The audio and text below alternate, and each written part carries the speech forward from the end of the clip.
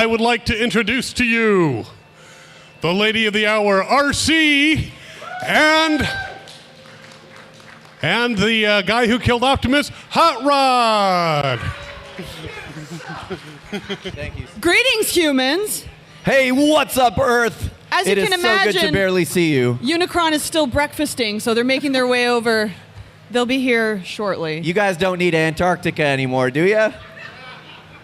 All right. Well, yeah, the other bots are on their way, but in the meantime, Arcee, I guess it looks like you're going to do your solo stand-up routine. That's right. My stand-up routine is, well, it's bad comedy, but that's all right. That's Starscream's bit. All right, we are here celebrating 10 years of RetroCon. Give it up for RetroCon! Yeah! We've been to a lot of conventions. This is one of our absolute favorites. This is also the convention, the very first convention, Arcee, that we ever did south of the border. Why were we north of the border in the first place, you might ask? Bad driving. That is right. I crashed the shuttle just a bit north of Detroit Rock City. That's okay. That's all good. But, you know, humans are pretty good about, you know, borders and things and crossing back and forth. Yeah, we make it work. Honestly, I couldn't tell you the difference between Canadians and Americans because they both really like donuts. That's right. And that's how you know you're in North America. That's right. And we like them, too. That's right. I think you got to eat the mic. Can you hear Arcee okay? Yeah, you gotta have it real close to your mouth, I gotta okay? eat the mic. Eat the mic. Very sensitive mic. Eat the mic. All right. So today we're here to not only celebrate 10 years of RetroCon, but we're here to celebrate the fact that somehow a band started with your enemies could endure so long. So we want to talk a little bit about what inspired us, what the heck we just think we're doing here. Anyways, whether it's a good idea to start a band with your enemies, in case any of you are considering it. How many folks in the crowd have enemies? Okay. All right. Well, thank you for your honesty. Now, you can't be friends with everyone. Does anyone have any nemesis, or is it just straight enemies? Okay, that's good. At least it's not like an ongoing feud. Which I think, you know, that's a thing that the band has definitely had to overcome in our travels. But for starting a band with your enemies, the important thing to do... Well, you need to agree on what good music is. That's step one. And Transformers the movie soundtrack is one of the best soundtracks this planet has ever produced. I wasn't convinced I wanted to be in a band with this guy, even though we're Autobots. That's fair. But he told me, like, no, we're going to play the soundtrack, and I was like, I'm in. That's it. Folks, if you're wondering the secret origin of the Cybertronic Spree, well, that'll come out in my tell-all book. Heck, I'm going to make it a graphic novel. I just promised that here and now. We're going to do a graphic novel all about how does it make sense and how is it canon that Unicron, Rumble, Shockwave, Soundwave, Arcee, Hotrod, and even Little Spike for a time was able to come together and make music at the same time. And it's not terrible music, and that's the trick there. It's not terrible music. So yeah, well, tell-all graphic novels got to be in the works. My memoirs, as it were. So is it going to talk about how you let Prime die? It's definitely going to gloss over that part. No, I want to feed like an emotional context into that thread because I think the one thing that maybe, you know, I'm a big jerk. I've got a massive ego, but I'm also super sensitive, Arcee. It's true. You don't have to tell me. And so I feel like the weight of Prime's leadership just kind of dropping on me after it wasn't even meant for me in the first place. That's something we got to explore. And that feels like graphic novel material right there. It's just a bunch of panels of Hotrod sitting there. What have I done? And then, of course, Grimlock just saying something like, me Grimlock. And then we're laughing, and that's the story. No, we could do better than that. Yeah. But back to how we started this as a band. Arcee's right. It's my fault. I tricked every single one of those robots into being a band. And that's part of the story I'd like to tell in my tell-all book. And it started with Arcee. She was a pretty easy get, though, because Arcee loves music. And like she just intimated, Transformers the movie soundtrack is the best. Yeah. Hands down. So all I had to do was like slip that little tape in the tape deck, put it on, and go, hey, wouldn't it be cool if like that was us? And Arcee was in. The other bots were more elaborate pranks. Rumble was pretty easy. I just put him in my tape deck, and I kept recording over top of him over and over and over again until Rumble's like, yeah, I'll join your band. So that was easy. Of course, it didn't help my case with Soundwave, but I just recorded into Rumble. Rumble, tell Soundwave to join the band over and over and over again. And then the subliminal messages. It's a thing. It's a thing. Media is the message, people. The Unicron was the best, though, because the Unicron had no idea that they were going to be in the band at all. That's all I want to say about that, because that's going to be an exciting chapter in this tell-all book. I just want to say, though, it's not entirely my fault that we have the Unicron. The Quintesson, I had to help with the Quintesson. And as for why the Quintesson is in the band, nobody knows that. I don't even know that. The Quintesson showed up and said, I will be in your band. And you just kind of don't ask questions. You don't ask questions. I think we're programmed not to ask questions of the Quintesson. It just seems weird to do. So, yeah, that's kind of... We don't judge the Quintesson. The Quintesson judges us. So, yeah, hopefully the Quintesson, Rumble, and Unicron will be joining us momentarily. They move so slow. I mean, Unicron's a planet, so... Planetary bodies move very fast, Arcee. I'm just saying, the cosmic scale. True. But you're right, Unicron is like 2 left moons for feet. So, yeah. But in the meantime, let's take a question from our audience. This is a If Q&A. you have a question, raise your hand. I'll come around with the mic. Excellent. I see one way back here. And of course, I have to... Okay, him first, and I'll be back for you guys. You two are the perfect people to ask this question because this is a singing-related question. What is the degree of difficulty in terms of selecting songs that not only fit the Cybertronic Spree so well, but also fit your respective vocal ranges? Did you hear that? So the question was, if I couldn't quite hear... Eat the mic. Yeah, eat the mic. Something about selecting songs that fit our band. Right. Selecting songs to fit the band, and how difficult is it to find stuff that fits your range? That's a great question. Great question. I mean, so far as fitting the range, Arcee's range is the full spectrum. So that one's an easy one. Anything that has music, Arcee, you could just knock it out of the park. Well, thank you, Hotrod. But in terms of finding something that feels like it should be part of the Cybertronic Spree experience, that's something that, yeah, we had to really take a chance on. But luckily, my 80s mixtape skills are top-notch. So any suggestions we had for what to play, what to cover, what kind of a sound, that was really just a matter of taking feedback from humans and thinking about if folks were listening to Transformers the movie, Yeah. the soundtrack, what would they feel would fit on that soundtrack? Totally. It's like an extension of that. And we have some All late right, arrivals. here we go. All right, Take I'm going your to pass time. this over. Rumble is going to moderate today. Hello, RetroCon. Hello.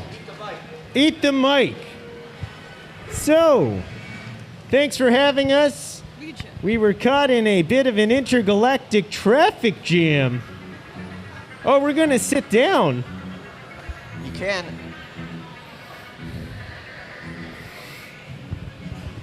We may be able to sit. That's good. Okay, Hot Rod. What's up, Rumble? What's up, Hot Rod? What's up, Rumble? I was just telling them how I erased you several times to start the band. You erased me. I don't remember this. Exactly. See, it works, folks. So if you ever need to start a band with your enemies, just stick them in your tape deck. Oh, that's all. That's what all the magnets were for. I hear the Knight Rider song. Yeah, Knight Rider is But at is RetroCon it- Rumble. Is it that we need, is Soundwave throwing out shirts? That's what I think of when I hear this song. I was gonna say we were just answering a question Okay. about how we choose songs that fit with our band Oh, okay. that aren't from the soundtrack. Right. And I was just about to say, the first ever song that we did that was not on the Transformers the movie soundtrack was a little homage to the fact that we crash landed in Canada. So we thought, okay, Transformers the movie is one of the best animated features ever made. It's Game of Thrones, years before George R.R. Martin did it, and it's for kids, question mark? Okay, so you got like 10 minutes of just let's kill every single character off and start fresh with a new batch, and let's make this show for kids. Sure, why not? It's legendary film. So we thought, how do we follow that up? Well, we thought of another animated show that really changed people in Canada, and it was a little show about these tiny little Earthlings who also wear masks. You see where I'm going with this? Raccoons. And their show Raccoons, which played up in Canada and Buffalo, Upper New York, that sort of area. It's instrumental because it was all about how a bunch of woodland creatures all band together to do something special, and that is basically dunk on an evil aardvark millionaire who wants to destroy their home. So it felt very Transformers inspired. But what clinched it is the soundtrack is done by this incredible artist. The song, Lisa Lougheed. Lisa Lougheed, who did the song Run With Us, and that is the feature sort of ending titles on that cartoon. And it's so bittersweet that it felt right at home on the soundtrack as us just kind of leaping out and doing something beyond Well, Transformers the movie. That's a very thorough answer. And also, apologies for whoever had to wait for that answer, not only in how long the answer was, but you also had to wait for us to get back here fighting the traffic jam that is RetroCon. So many cool things and a lot of people walking away with cool stuff. I saw a guy walking around with a box of mask toys that were still in the box. And that really got me going, but I had to come over here. So, as you said that I'm going to moderate this thing, I don't see anyone in the audience with a microphone, so I'm going to go out there. No, I got Kyle's one. going to be doing Kyle's that. Yeah, got it. Kyle in the back Okay. has got it. Yeah. If you've got a question, hands up, and Kyle will go to you. We got one right here. Excellent. Hey guys, welcome Hey. back to Earth again. Hey. So, you guys have been all over the galaxy. You've been exposed to a lot of music, but what I want to know is, what are your favorite Earth bands that you like to listen to for inspiration, or you just like to enjoy? What do you admire? Start down the line. Earth bands. Quintesson. Well, you see, sorry, I'm going to put my human vocoder filter on today. Favorite Earth band? I think not a band, but a goddess, Kate Bush. Always Kate Bush. Kate Bush. Yeah. Oh, yeah, Kate Bush. I'm really into Electric Six and also Wet Leg. Morbid Angel. Wow, that volume level control is unreal. I know what your answer is going to be today. Oh, I do. Go ahead. You know, I have different bands I like when I'm in different moods. Yes, robots have moods, But when I really want to have some fun, my favorite's Weird Al.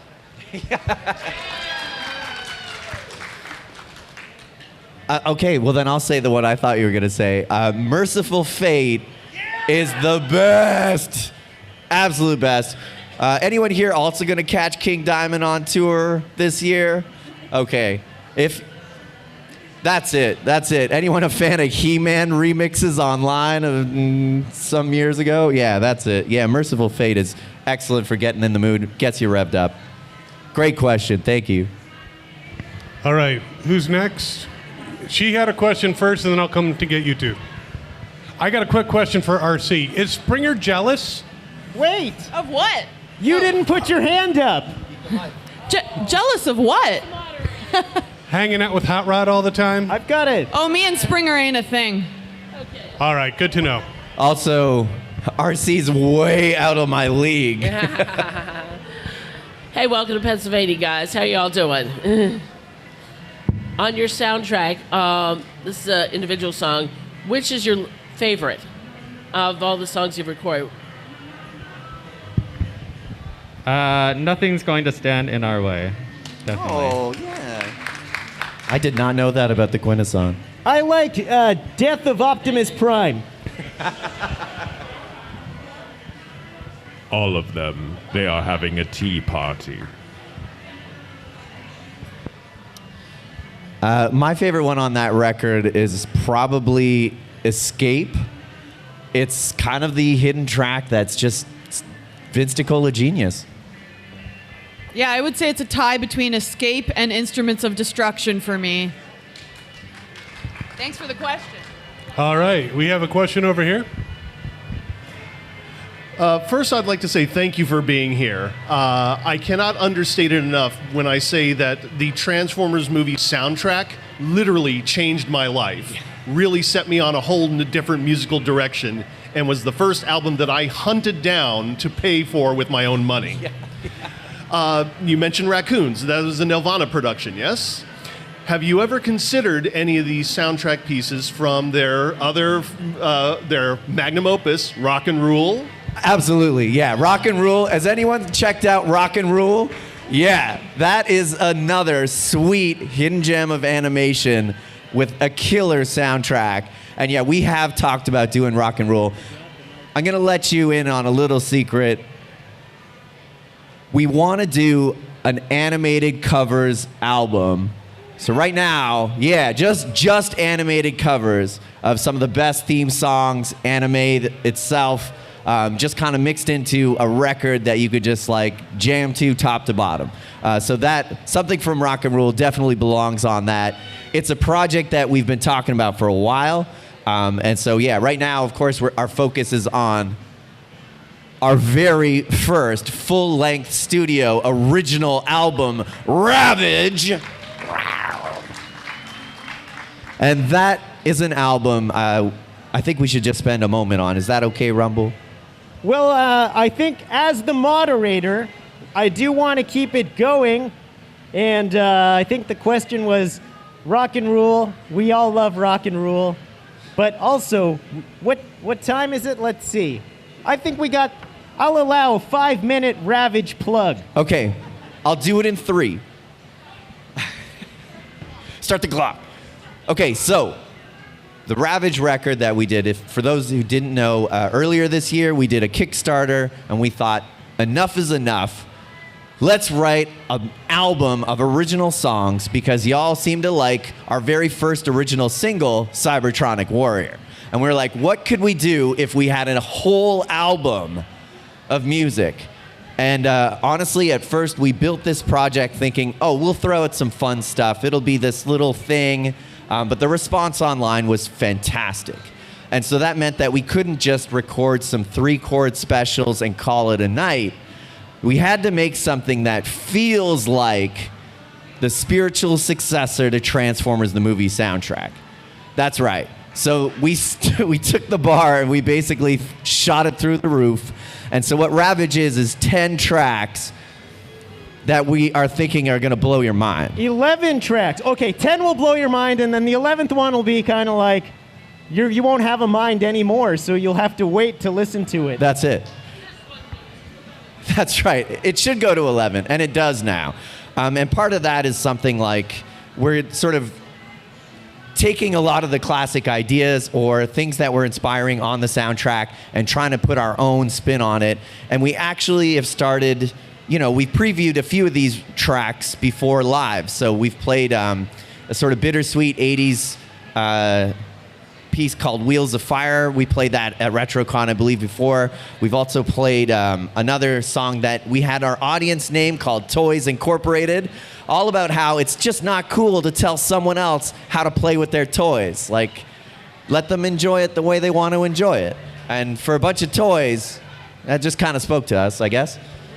So yeah, we're very excited, and I'm going to do another spoiler and say tonight at RetroCon, we are going to attempt to perform one of the songs on Ravage that we haven't tried. So yeah, we're gonna see how that goes, and we're gonna need a little bit of help, a little energon, and a lot of luck. So that's right.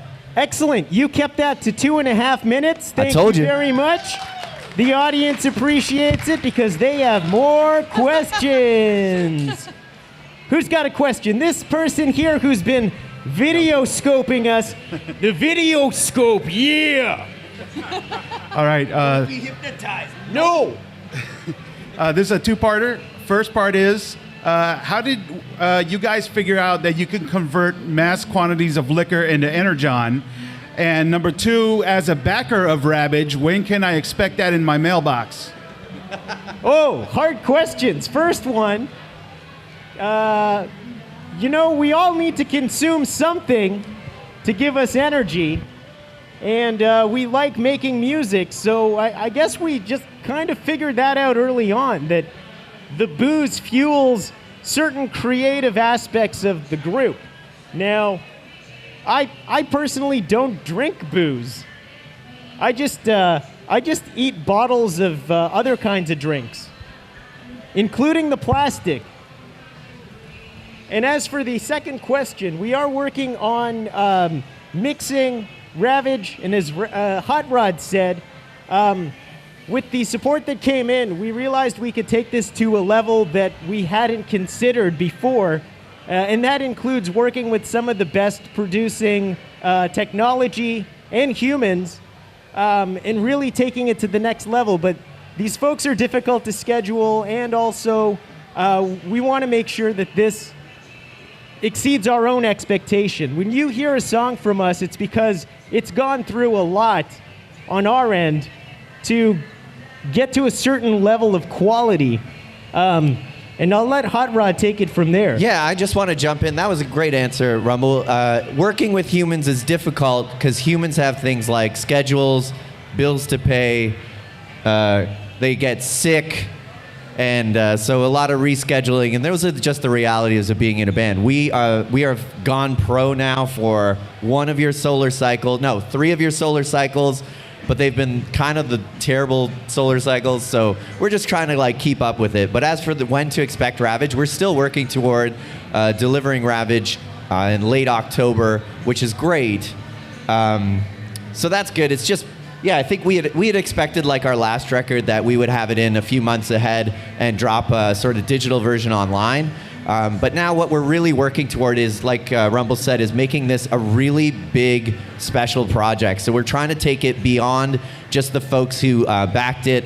So still this fall we'll have this Ravage release, and then we're working towards a wider release in the spring, and just kind of lining all those ducks up. It's a thing. I never been good at leadership, and it's just, I guess it's always good to put Hotrod under the bus, is what I'm saying. No, Hotrod, you don't got to do that today. But also, we ended up adding an 11th song. We were going to do 10 songs originally, and because of the immense support that we got, we had this song in our pocket, and we thought, you know what, this is the time. And that song has proved to kick our butts, because it's 7 minutes long. So. Yeah, it's there's also we've been working on the music side of things, but we're also working on the physical production side of things. working with some designers to produce things like the patches, the stickers. We have the patches, they're done. We don't want to put pictures of it online because we found we did put a picture on did. it? Oh, I was yeah. against that. Yeah, I know. So, we did it your way, and we showed the silhouette rumble. Oh, and you showed people were silhouette. like, Okay. why am I excited about the silhouette? And then I was like, that's a very good point. The silhouette's kind of not fun. So then we put one up to show. Okay. All right. I wasn't aware of that. I don't look That's at all that good. page. But you know what? What Rumble and RC are saying are, we are a DIY band, and we never expected a DIY band to become such a force. And that's kind of amazing, and it's something that has changed our lives, like this gentleman here, listening to the soundtrack. This is a soundtrack that has obviously changed our lives in a significant way, which is something that nobody expected, because I only thought I could trick a bunch of bots to be in a band with me for one night only. So the true story of the Cybertronic Spree is that Hotrod thought one night, that's it, live like legends for a few hours, and then put it to bed. And yet here we are, almost 9 solar cycles later, at a 10-year anniversary of RetroCon. So yeah, we're super excited, and we could not be happier to be working on this record. And I know you guys are gonna love it because it's good. It's one of those things. Objectively, it's gonna be good. And there's some fun bonuses for folks who picked up the USB version. Very much. All right, let's do another question. How about? Next question. All right, we have one over here.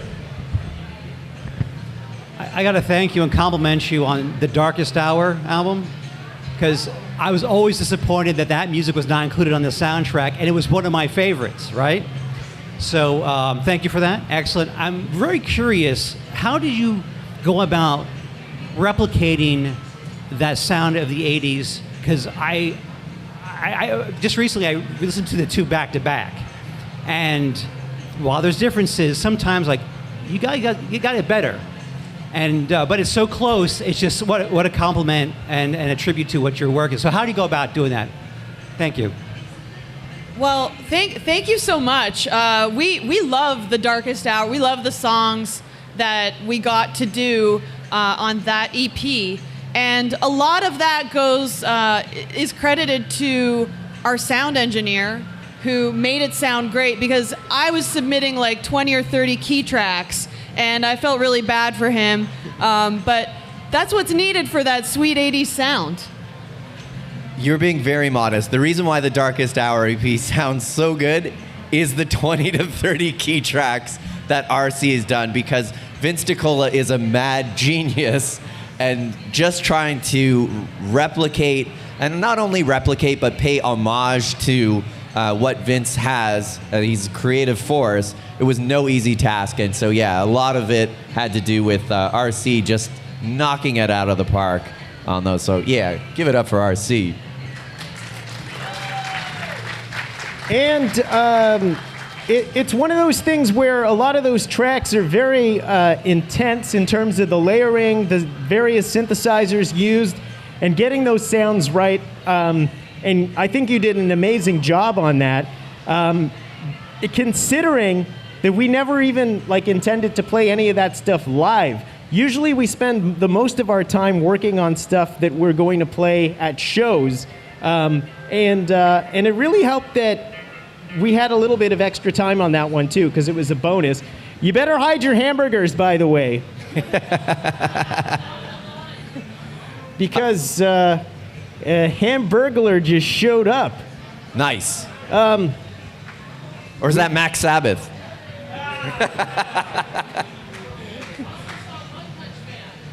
Uh-oh. Yes. All right. No, that's great. And you know what? We have performed No Mercy, which was, imagine an emo Vince DiCola, and the guys doing the sound design for Transformers the movies. They're like, we'll kill off Prime, we'll kill all your favorite Autobots, but no, Vince, this song is too much. It's too much. We just can't have it on the soundtrack. It just doesn't make the cut. And of course, Vince then came out with showing, hey, this is something that got cut from Transformers the movie, No Mercy, and we're like, emo Vince DiCola, gotta cover that. That's gotta be on the Darkest Hour EP. We had a ton of fun, and we do that one live sometimes. Although it's been a while. It's been a while. That's a great question, though. I think we have time for one more question. One more question, okay. I think we'll go with the person who has not asked one yet. Sorry about that. You can hit us up right after, though. Yeah, we're going to be signing some things at our table just behind the panel here. We're going to give it up for some obviously much better talent who are going to be doing panels here today at RetroCon. But we're happy to take photos and do some signing just beyond the curtain there. And thanks so much for coming today. But let's get that question. Yes, thanks for coming out again. Last year I went to your guys' show, and it was I really enjoyed it, and I'm going again tonight.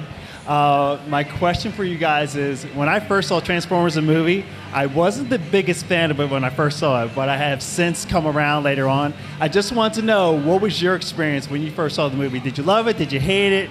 Were you kind of in the middle? Were you mixed? What was your feeling? I thought it was cool. I'm one of the coolest robots in the movie, and nothing bad happens to me, really, unless you count getting kicked. But you get to see how strong I am, because I had to carry Megatron's fusion cannon, and that thing weighs a lot. I liked all the parts that I was in. I liked torturing this guy. That was pretty fun. So for me, yeah, it was a good time. I had a good time making that. Quintesson was very generous with all the sharks I got to kill in the movie. They have like a limitless supply of those guys, so it was a lot of fun doing those takes. That was one of my favorite parts, and also the way that just combines in hunger and the way they did that. I mean, it was legendary. I want to ask Unicron what he thought of the movie. It was delicious. Excellent. I loved the movie. It was the best time of my life filming that movie. It was so much fun. What's your favorite scene? What's my favorite scene? Obviously, my favorite scene was, you're not going to like this, but when Optimus Prime died, that shooting day was funny. It was funny. A whole bunch of outtakes? Yeah. It's just Prime going, ugh. And then going. No, but seriously, I really, the movie's so much fun. The animation is amazing. Like, I love watching it just for that and the soundtrack. I think what's really fun about that film is that they set this standard for Transformers that they couldn't possibly hope to live up to when they made season 3. And just watching season 3 is incredibly enjoyable, trying to see them reproduce that incredible anime cell-shaded technique, and just,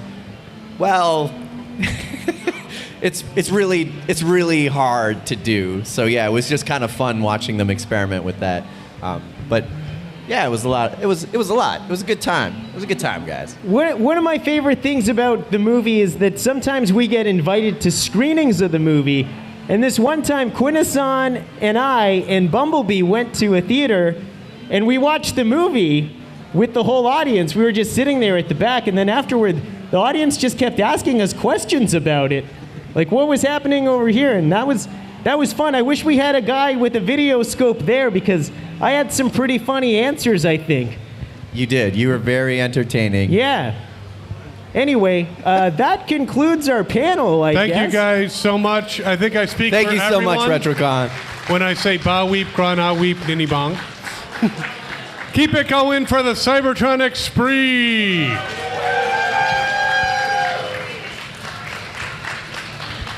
Oh, the love. Autobot and Decepticon can't get along. You guys are all fired. This rhythm section is tight. Not just talking about his butt. Well, he does have the best view in the band. Hi, this is Gary Chalk, Optimus Prime. Please stay tuned to Fandom Spotlight. You can watch it online at any time.